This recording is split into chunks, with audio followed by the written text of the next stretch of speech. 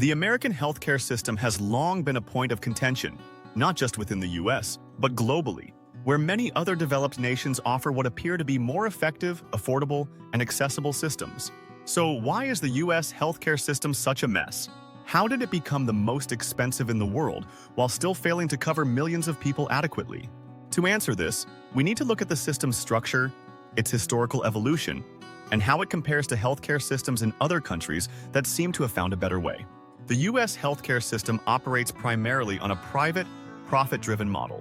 This is a stark contrast to many other developed nations, which have either single-payer systems or heavily regulated, government-subsidized healthcare options. In the US, health insurance is often tied to employment, creating a system where individuals' access to care is contingent on their job.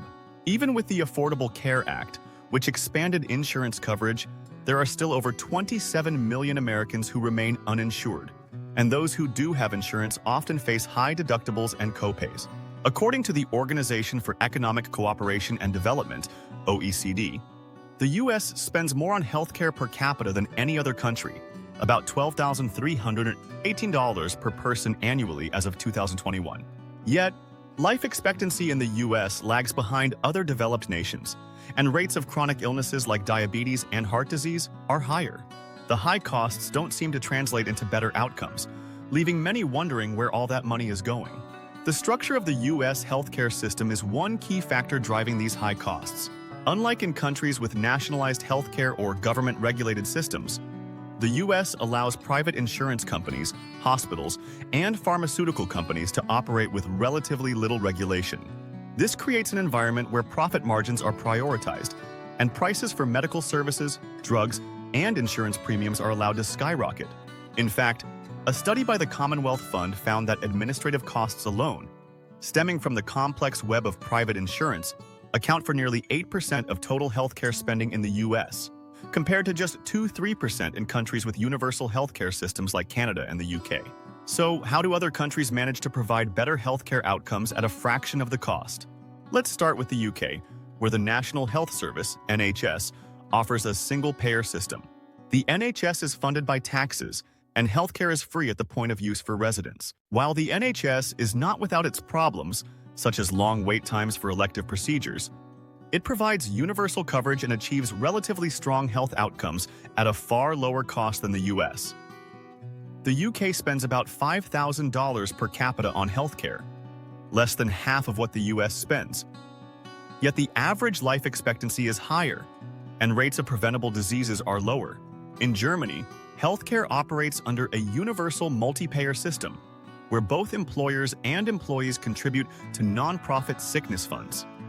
These funds then pay for the healthcare needs of their members, and the government regulates the prices of medical services. Like in the UK, everyone in Germany has access to healthcare, but the system allows for private options as well. Germany spends about $7,300 per capita on healthcare, and patients report high levels of satisfaction with their care. One of the key differences is the way Germany controls costs by negotiating prices for procedures and medications, a practice largely absent in the US, where hospitals and pharmaceutical companies set their own prices with little oversight. Canada, another country often lauded for its healthcare system, has a single-payer model where healthcare is publicly funded and delivered by private providers. Every Canadian citizen has access to healthcare, and the government negotiates drug prices, keeping costs lower. Canada spends just under $6,000 per capita on healthcare.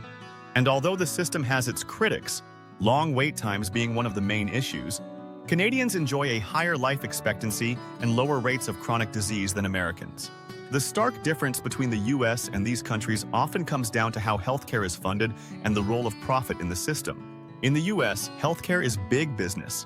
Hospitals and healthcare networks merge into megacorporations, pharmaceutical companies charge exorbitant prices for medications, and insurance companies, some of the most profitable companies in the country, compete to offer coverage, all while passing the costs on to consumers. Take prescription drug prices as an example. In the US, the price of insulin, a life-saving drug for diabetics, has risen dramatically over the past 2 decades. A vial of insulin that costs about $30 in Canada can cost upwards of $300 in the US. The difference? In the US, drug prices are not regulated, while in Canada and most European countries, Governments negotiate drug prices with manufacturers to keep them affordable for the public. Another critical issue is the fragmentation of care. In the US, there is no cohesive system, and patients are often left to navigate a confusing maze of insurance coverage, network providers, and copays. For many, this leads to delayed care or skipped treatments, contributing to worse health outcomes. In countries like the UK, Canada, or Germany, patients don't have to worry about whether they can afford to see a doctor or whether a procedure is covered. The system is designed to be more accessible, and patients tend to receive more preventive care as a result. One area where the US excels is in medical technology and innovation. The US is home to some of the best hospitals and most advanced medical research in the world. It is also the leader in developing new treatments, procedures, and medications. However, access to these innovations is often limited to those who can afford them, creating a two-tiered system where wealthier patients receive world-class care while millions struggle to afford basic services. There have been several attempts to reform the U.S. healthcare system over the years. The Affordable Care Act, ACA, of 2010, also known as Obamacare, sought to expand insurance coverage through state-run marketplaces and Medicaid expansion. While the ACA succeeded in reducing the uninsured rate, it did not address the root causes of high costs, and insurance premiums continue to rise. In 2021, the average annual premium for family coverage through an employer was over $22,000, with employees paying about $6,000 of that out of pocket. For many Americans, even those with insurance, the cost of healthcare remains a burden. Meanwhile, countries like Sweden and Norway, which operate socialized healthcare systems, are able to provide comprehensive care for their citizens at a fraction of the cost. Sweden, for example, spends just over $5,500 per capita on healthcare, and citizens enjoy universal access to care, including mental health services, dental care, and prescription drugs. These countries also emphasize preventive care, reducing the need for expensive interventions down the line. The emphasis on public health, lower administrative costs, and government regulation of prices helps keep overall costs down while ensuring everyone receives care. In conclusion, the American healthcare system is a mess because of its reliance on private profit, lack of regulation, and the fragmented nature of care. Other countries have demonstrated that it is possible to provide universal healthcare, control costs, and achieve better health outcomes through systems that prioritize accessibility and affordability over profit.